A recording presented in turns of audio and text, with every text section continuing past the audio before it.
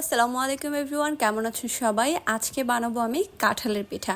কাঁঠালের পিঠা কারা কারা খেয়েছেন এখন পর্যন্ত আর কারা কারা খাননি কমেন্টে জানান।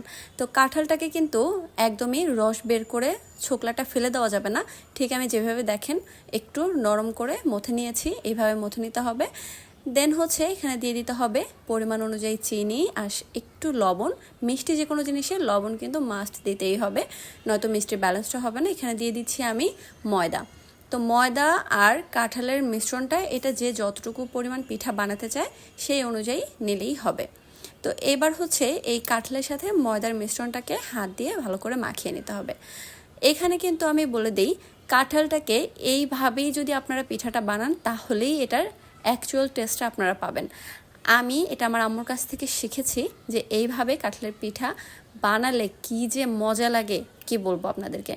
তো এই পর্যায়ে আমি একটু পানি দিয়ে দিচ্ছি, এটাকে একটা ব্যাটারে তৈরি করব।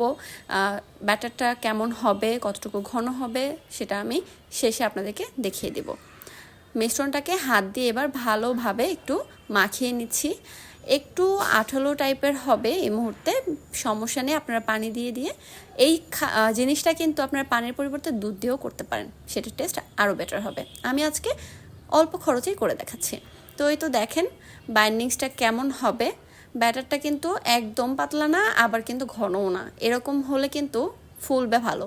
তো এই পর্যায়ে দিয়ে দিচ্ছি প্যানের তেল, আর এটাকে ডুবো তেলে ভাজলেই ভালো হয়। তো আমি যতটুকু সম্ভব আর কি ট্রাই করেছি একটু বেশি তেল দেওয়ার। আসলে বেশি তেল কোনো কিছুতে দিতে একদমই ভালো লাগে না, তেলের জিনিস খেতে মানে আমার খুব একটা পছন্দ না।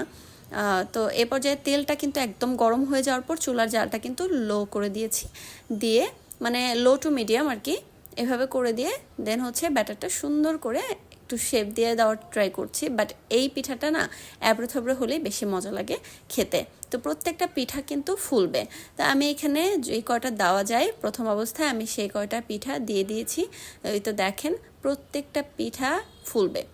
আমি যেভাবে ঘনত্বটা দেখালাম আপনাদেরকে, ঠিক এইভাবে যদি আপনারা দেন তাহলে কিন্তু পিঠাটা মাস্ট ফুলবে।